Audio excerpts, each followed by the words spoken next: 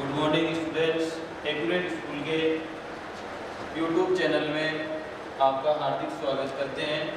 आज हम बात करेंगे समांतर माध्य की। समांतर माध्य के अंदर क्वेश्चन है अपना कि एक कक्षा के छात्रों के प्राप्तांक निम्न है, तो इनका समांतर माध्य ज्ञात कीजिए। तो सबसे पहले प्राप्तांक लिखिए अपने पास में 52, 75, 40, 70, 43, 40, 65, 35, 48, 52। यहाँ पर बारंबारता नहीं दी हुई है, इसका समांतर माध्य ज्ञात करना है। तो हम ये लिखेंगे समांतर माध्य का सूत्र लगाएंगे। समांतर माध्य इसको हम x बार से प्रदर्शित करते हैं। x बार बराबर सिग्मा x अपॉन n। ये जो सिग्मा है इसको योग का प्रतीक है। ये जो x है, ये जो प्राप्तांक है, ये x है n। यानी ये कितने प्राप्तांक दिए इनको गिन लेंगे। 1 2 3 4 5 6 7 8 9 10। n बराबर हो गया 10। सिग्मा x की जगह इन सब का योग आएगा, तो x बार बराबर सिग्मा x है, इनका योग करेंगे 52 plus 75 plus 40 plus 70 plus 43 plus 40 plus 65 plus 35 plus 48 plus 52 और अपॉन इनको गिनेंगे दोबारा 1 2 3 4 5 6 7 8 9 और 10 2 बटा 10। अब इन सब का योग करेंगे। इनका योग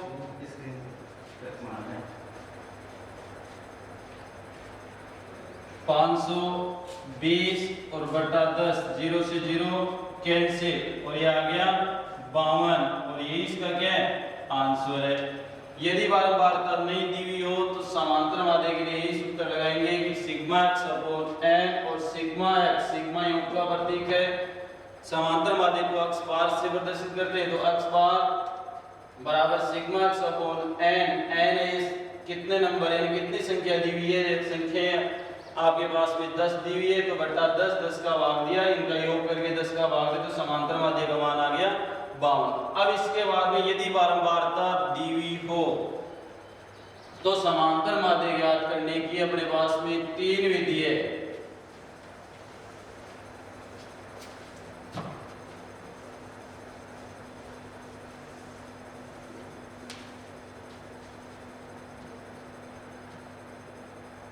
ये समांतर माध्य की विधि और इसकी 3 विधि है। नंबर 1 प्रत्यक्ष विधि, नंबर 2 कल्पित विधि, नंबर 3 पद विचलन विधि। इन तीनों विधि से आज हम आपको समांतर माध्य ज्ञात करके बताएंगे। 3 विधि होगी, प्रत्यक्ष विधि, कल्पित विधि और पद विचलन विधि। सबसे पहले हम बताएंगे प्रत्यक्ष विधि के बारे में। तो प्रत्यक्ष विधि के लिए अपना क्वेश्चन है कि निम्न बारंबारता बंटन का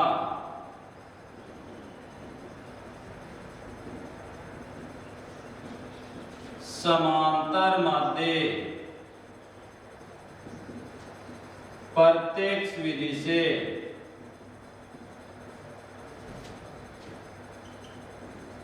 ज्ञात कीजिए। सारणी है,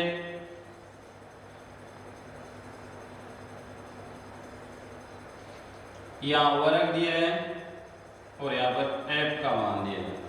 वर्ग 0 से 10, 10 से 20, 20 से 30, 30 से 40, 40 से 50। वर्ग कितना भी आगे भी हो सकता है, 50 से 60, 60 से 70, 70 से 80, कितना भी हो कोई दिक्कत नहीं। फिर f के मान दिए 9, 12, 15, 10 और 14। अब इसके अंदर और पहले बताया था उसके अंदर केवल कितना अंतर है, इसके अंदर f का मान भी हो गया, वर्ग अंतराल भी हो गया। तो इस सारणी को दोबारा बनाते हैं। यहां लिखेंगे वर्ग, यहां पर लिखेंगे f का मान।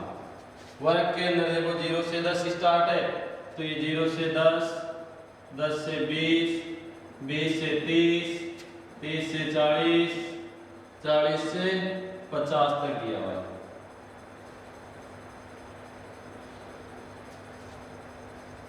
f के मान है 9, 12, 15, 10, 14। अब इसके अंदर हम सबसे पहले x का मान निकालेंगे। x बराबर है उच्च सीमा प्लस निम्न सीमा बटा 2। इस x को मध्यमान भी बोलते हैं। अब इस x का मान यहां लिखेंगे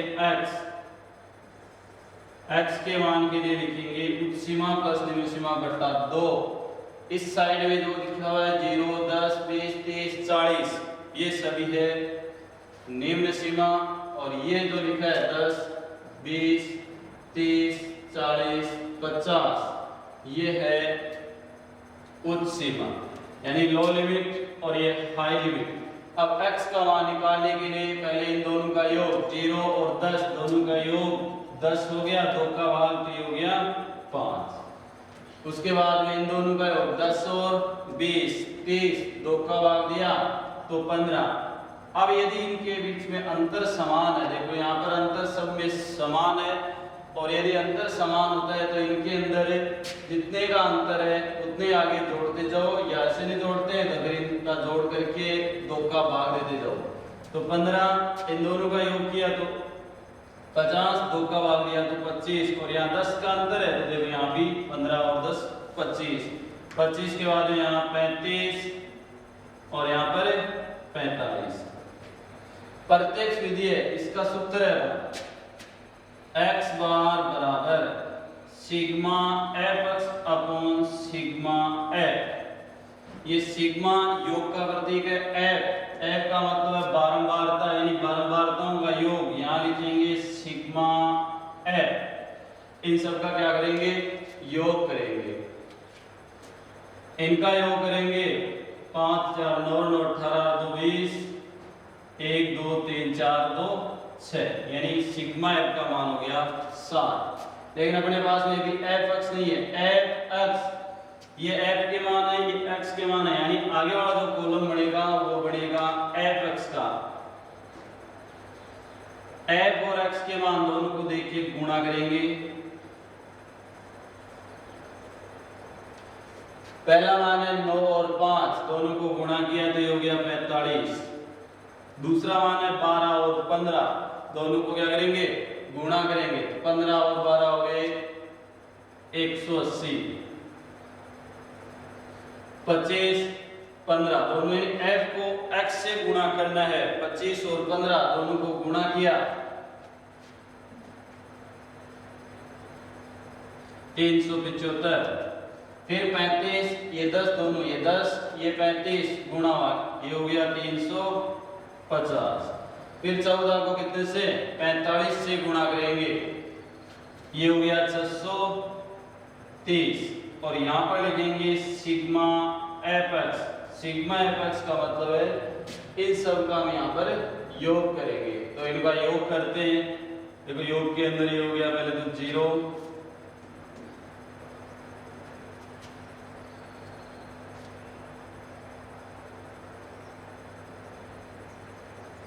इनका योग हो गया 1580।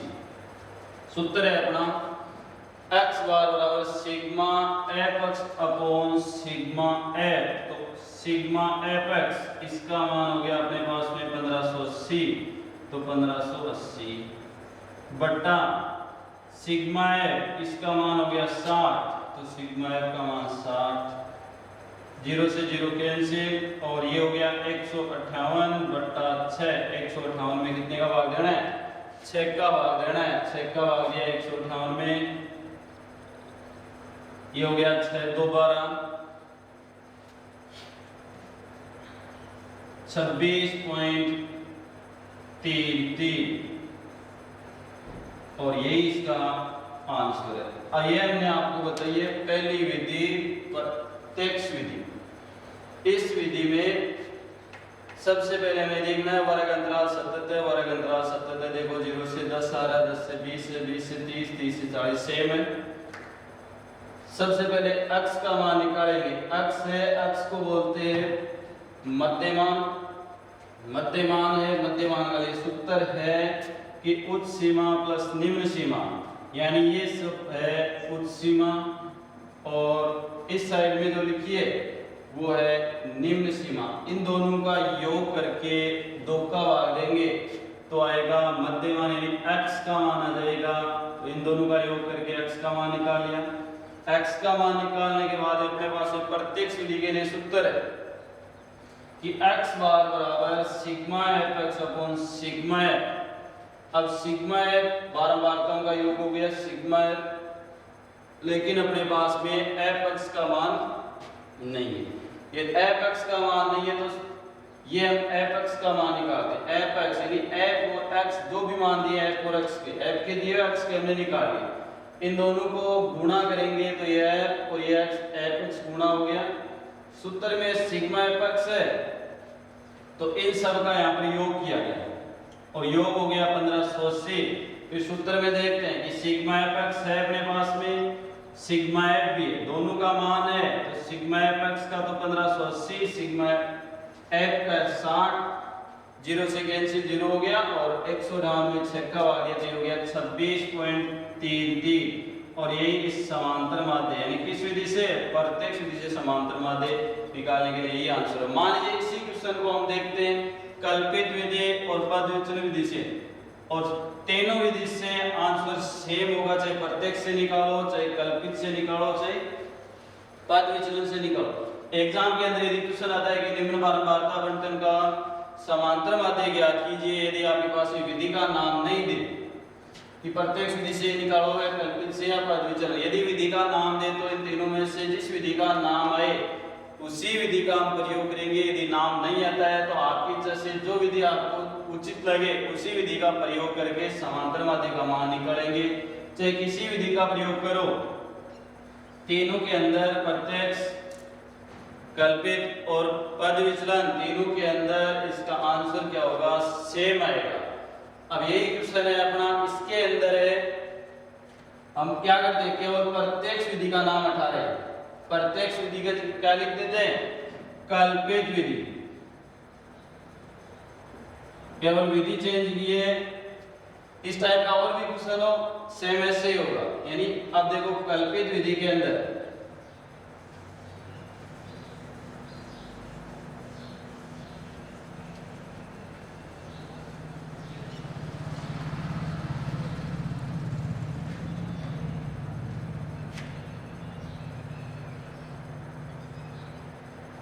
सारणी के अंदर ये वर्ग, ये f, ये दोनों दिए हुए अपने पास में 0 से 10, 10 से 20, 20 से 30, 30 से 40, 40 से 50।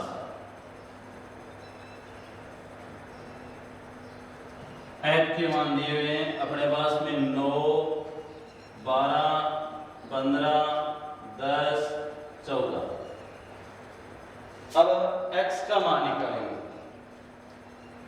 x और इस x को बोलते हैं, चाहे किसी विधि का प्रयोग करो आप, तीनों में से प्रत्यक्ष विधि का प्रयोग करो, कल्पित का प्रयोग करो, चाहे पद विचलन का प्रयोग करो, हमें सबसे पहले किसका मान निकालना होगा? x का मान निकालना ही होगा। और x है, x को बोलते हैं मध्यमान, और इस x का सूत्र है उच्च सीमा प्लस निम्न सीमा बटा 2। ये मध्यमान निकालने के लिए, नहीं x का मान निकालने के लिए। प्रत्यक्ष का प्रयोग करते हैं तो भी x निकालना है, कल्पित का प्रयोग करते हैं तो भी x का मान निकालना है पहले, पद विचलन का प्रयोग करते हैं तो भी x का मान निकालना है। अब x का मान है, इन दोनों का योग करके 2 का भाग देंगे तो 0 और 10, वही तरीका हमें बताया था। प्रत्यक्ष के अंदर दोनों का योग किया, 2 का भाग दिया तो ये हो गया 5। 10 और 20 दोनों का योग किया और 2 का भाग दिया तो ये हो गया 15। 10 20 और 30 दोनों का योग किया 50 और 2 का भाग दिया तो 25। 30 और 40 दोनों का योग 2 का भाग 35 45, यानी इनके बीच में जितने का वर्ग अंतराल है उन्हीं के बीच में इतने आगे 10 जोड़ते जाओ। यानी यहाँ पर 10 है 10 जोड़ दो, 5 है 5 जोड़ दो, 15 है तो 15 जोड़ दो। यहाँ लिखेंगे सिग्मा है और इसका योग किया, योग अभी बताया था कितना हो गया, योग 7। दूसरी विधि अपनी ये कल्पित विधि है, इसके लिए सूत्र है अपना x बार समांतर माध्य से, यानी x बार बराबर a plus sigma F D upon sigma F. प्रत्यक्ष के अलावा कल्पित में देखो एक तो a आ गया और एक d आ गया। अपने पास में f है x है तो यहाँ f और d लिखा है तो अपने पास में पहले हम d का मान निकालेंगे और d का मान यहाँ लिखेंगे d बराबर x माइनस a। अब ये a क्या है, a को बोलते हैं कल्पित माध्य। अब ये जो एक का मान है वो कहां से आएगा, कल्पना क्या था, यानी इनमें से जो x के मान, ये जो x के मान है इनमें से हमें एक का मान मानना है, जो भी मान बढ़िया लगे। यदि क्वेश्चन में दिया हुआ हो कि कल्पित माध्य, मान लीजिए इसमें दे दे कि कल्पित माध्य 25 मानकर, तो एक का मान हमें 25 ही मानना है। 35 दे तो 35 ही मानना है। प्रश्न में दिया हुआ हो कि कल्पित माध्य ये मानकर कल्पित विधि से माध्य ज्ञात कीजिए, तब जो दिया हुआ वही मानेंगे।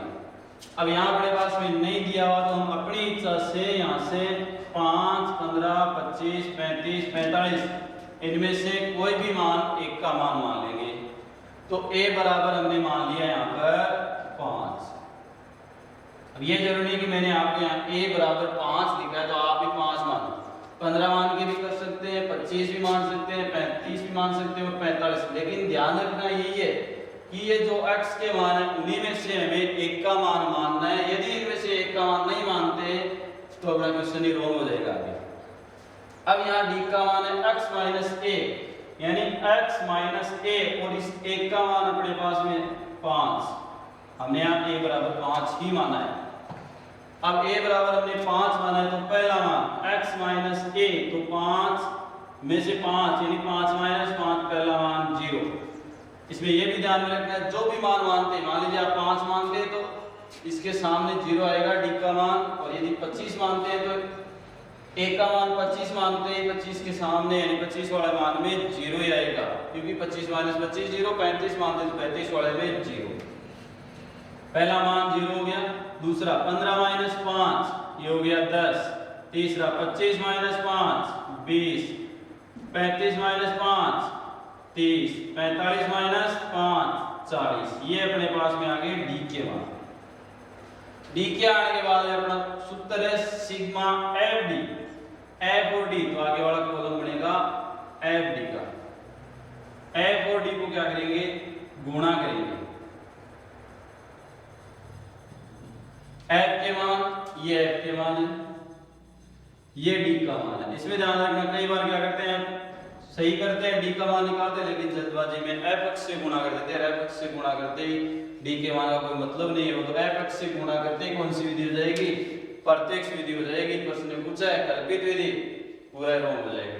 अब d का मान है, ये f के मान दोनों को गुणा किया, पहला हो गया 9 और 0, 9 इंटू 0 0, 0 की डेफिनेशन है 0, ये कहता है 0 कि जो हमसे टकराएगा हम जैसा हो जाएगा, यानी 9 को हमने 0 से टकराया और 0 बढ़ गया। फिर ये गुणा होगा 12 और 10 120, फिर ये 15 और 20 300, फिर ये 30 10 और 30 ये भी 300, फिर ये 14 और 40 560। अब यहाँ पर सिग्मा एफ डी का मतलब है इन सब का हम क्या करेंगे, योग करेंगे। अब इनका योग करेंगे, देखो सभी प्लस के हैं तो योग होगा। यदि इसके अंदर आप ये बीच वाला 25 मानते हैं तो इस 25 के ऊपर तो आएंगे माइनस में, 25 के नीचे आएंगे प्लस में। तो माइनस वाले अलग जुड़ेंगे लेकिन निशान माइनस का, प्लस वाले अलग जुड़ेंगे निशान प्लस का रहेगा। फिर दोनों का अंतर देखेंगे कितना बचता है। अब यहाँ सिग्मा एफ डी का योग किया, पहला हो गया 0, 6 और 2 हो गया 8, 5 3 8 और ये 4 हो गए 12। यानी सिग्मा एफ डी का मान हो गया अपने पास में 1280। सिग्मा एफ का तो है अपने पास में 60, सिग्मा एफ डी का हो गया 1280। अब अपने सूत्र के अंदर देखते हैं, सूत्र अपना है a plus sigma F D.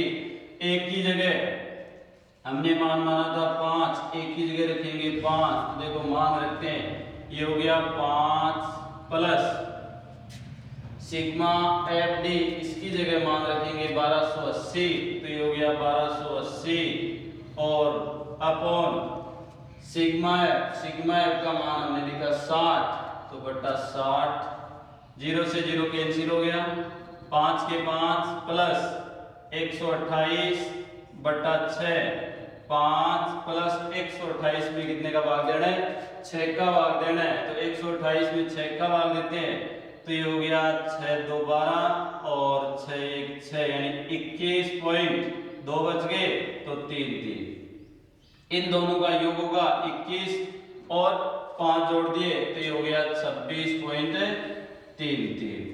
आपने थोड़ी देर पहले बताया था कि किस विधि से, प्रत्यक्ष विधि से, और प्रत्यक्ष विधि से इसके आंसर आए थे 26.33। दूसरी विधि कल्पित विधि से बताया, ये कल्पित विधि से इसके भी आंसर कितने 26.33। और तीसरी विधि है